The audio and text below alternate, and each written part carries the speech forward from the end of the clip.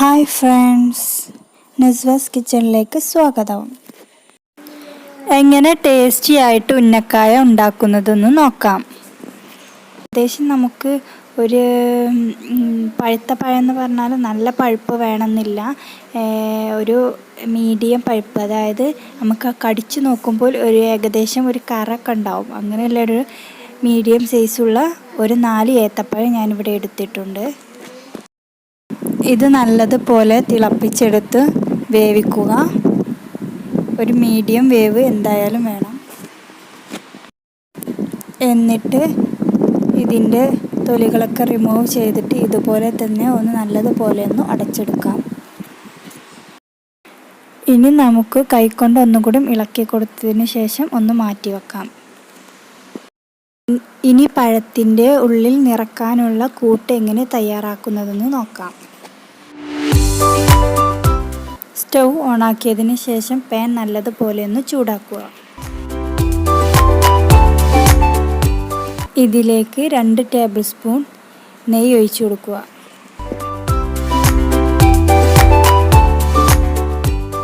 പിന്നെ 1/4 കപ്പ് ഉണക്കമുന്തിരി ചേർത്ത് കൊടുക്കാം. ഇതിനോടൊപ്പം തന്നെ നമുക്ക് ഒരു 1/4 കപ്പ് തന്നെ അണ്ടിപ്പരിപ്പും ചേർത്ത് കൊടുക്കാം. 1/4 കപ്പ് അണ്ടിപ്പരിപ്പ് ചേർത്ത് കൊടുത്തിട്ടുള്ളത് നല്ലതുപോലെ ചെറുതാക്കി അരിഞ്ഞിട്ടുള്ളതാണ്. അത് നമുക്കിതുപോലെ തന്നെ ചേർത്ത് നല്ലതുപോലെ ഇളക്കി കൊടുക്കുക.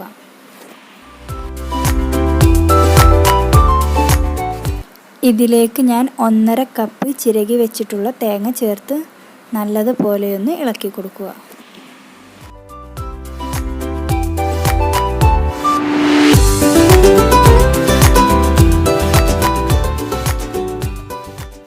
എന്നിട്ട് 1/4 ടീസ്പൂൺ ഏലക്കപ്പൊടി ചേർത്ത് കൊടുക്കുക.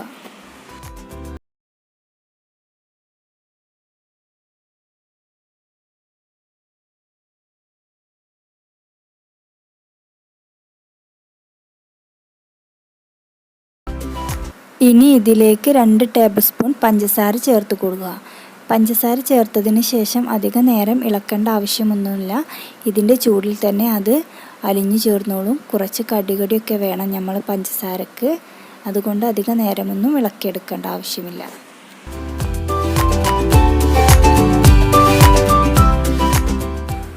ഇനി നമുക്ക് എങ്ങനെ ഇതുപോലെ ആക്കി കൊടുക്കുന്നതെന്ന് നോക്കാം.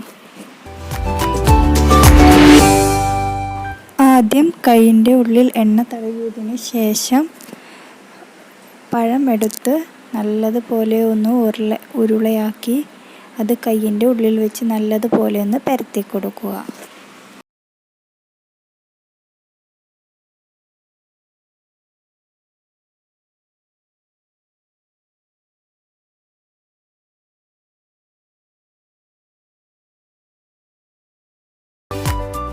ഇത് നല്ലതുപോലെ പരത്തിയതിന് ശേഷം ഇതിൻ്റെ സെൻറ്ററിലായിട്ട് തേങ്ങയുടെ കൂട്ട് നമുക്ക് ചേർക്കാം.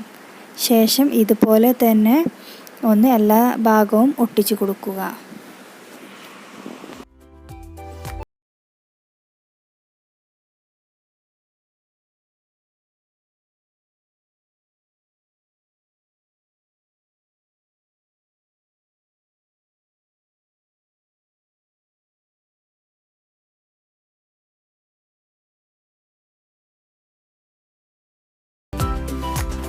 കണ്ടോ, ഏകദേശം ഇതുപോലെ ആയാൽ മതി. ഇനിയെല്ലാം ഇതുപോലെ നമുക്ക് ചെയ്തെടുക്കാം.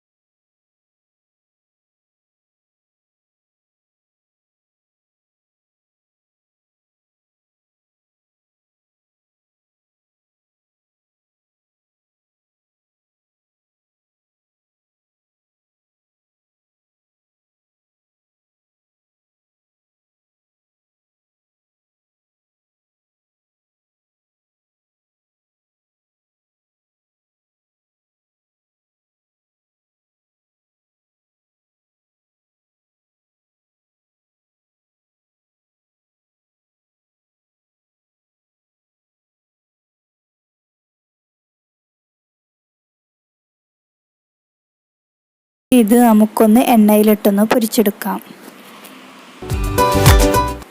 സ്റ്റൗ ഓണാക്കിയതിന് ശേഷം പാൻ നല്ലതുപോലെ ഒന്ന് ചൂടാക്കിയെടുക്കുക. ഇതിലേക്ക് ഓയിൽ ചേർത്ത് കൊടുക്കാം.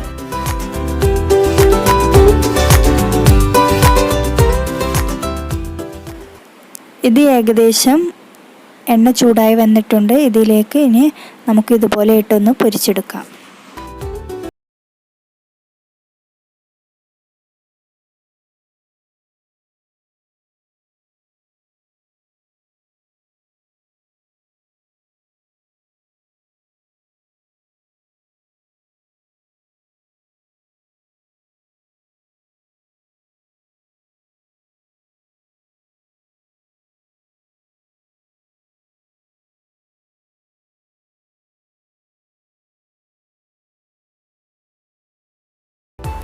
ഇത് നല്ലതുപോലെ പൊരിച്ചെടുത്തിട്ടുണ്ട്. ഇനി നമുക്ക് സേവിങ് പ്ലേറ്റിലേക്ക് മാറ്റി കൊടുക്കാം.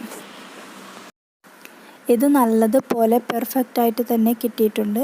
നിങ്ങൾ നിങ്ങളുടെ വീട്ടിലും ട്രൈ ചെയ്ത് നോക്കുക. എന്നിട്ട് താഴെ കാണുന്ന കമൻറ്റ് ബോക്സിൽ കമൻറ്റ് അറിയിക്കുക. Thank you.